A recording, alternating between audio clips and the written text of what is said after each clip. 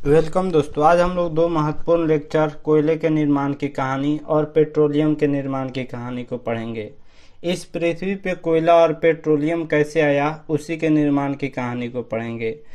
कोयला का उपयोग तो आप लोग जानते ही हैं। पेट्रोलियम जो काला होता है, इससे पेट्रोल, डीजल, किरोसिन तेल, पैराफिन, मोम यही सब बनाया जाता है। तो कोयले और पेट्रोलियम के निर्माण की कहानी को हम लोग जानेंगे।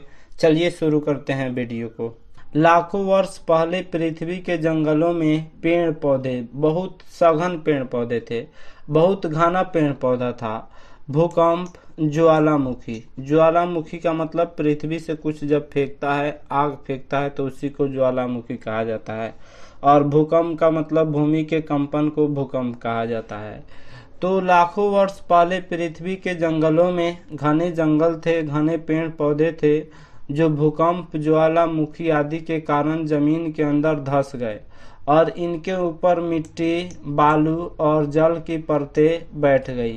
कालांतर में यानी कुछ समय बाद, कुछ वर्षों बाद ये ऑक्सीजन के संपर्क से वंचित हो गए। ऑक्सीजन इन्हें नहीं मिल रहा था, फलतः जिसके कारण इनका ऑक्सीकरण नहीं हो पाया। चूंकि यह जमीन के अंदर दब गए, मिट्टी, बालू और जल के नीचे जब दब गए तो इन्हें ऑक्सीजन नहीं मिला, जिसके कारण इनका ऑक्सीकरण नहीं हो रहा था।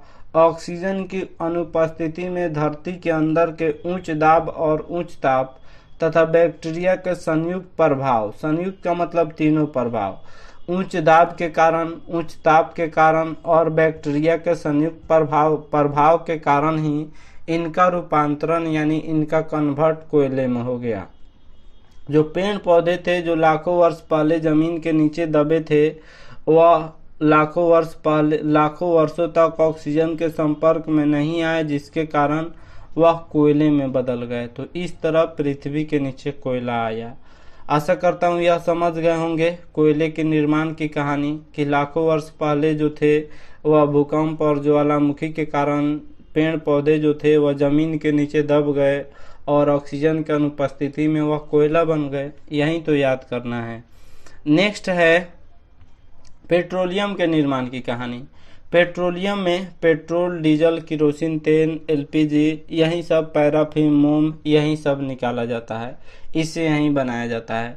पेट्रोलियम जो होता है इसे काला सोना कहा जाता है और यह काला रंग का होता है। पेट्रोलियम को जब निकाला जाता है तो काला रंग का होता है और इसे उद्योग में भेजकर इसका निष्कर्षण किया जाता है, तब जाकर इसे पेट्रोल, डीजल, किरोसिन तेल, पैराफिन, मोम यह सब निकलता है।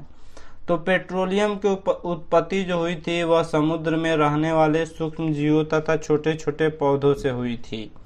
इनकी मृत्यु होने पर ये बालू और मिट्टी से ढक जाते हैं। लाखों वर्षों तक ऊष्मा, दाब और बैक्टीरिया के प्रभाव के कारण अंततः यानी अंत में हाइड्रोकार्बन में परिवर्तित हो जाते हैं। ये हाइड्रोकार्बन सच्छिद्र चट्टानों के जरिए ऊपर आने लगते हैं। ये हाइड्रोकार्बन जो होते हैं वह सच्छिद्र चट्टानों के जरिए, सच्छिद्र का मतलब जिसमें छेद होता है, छोटे छोटे छेद होते हैं, तो सच्छिद्र चट्टानों के जरिए ऊपर आने लगते हैं। इस क्रम में अगम्य चट्टानें इनका मार्ग अवरुद्ध कर देती है। ऊपर से यानी जहाँ पे छिद्र नहीं होते हैं उस तरह की चट्टानें जो होती है इसके मार्ग को अवरुद्ध कर देती है और इन चट्टानों के नीचे तेल के रूप में विद्यमान होते हैं। पेट्रोलियम जो है वह पृथ्वी से 5000 फीट नीचे पाया जाता है। 5000 से लेकर 15000 फीट नीचे तक पेट्रोलियम पाया जाता है। इसे काला सोना कहा जाता है। यह काले रंग का गाढ़ा चिपचिपा द्रव होता है।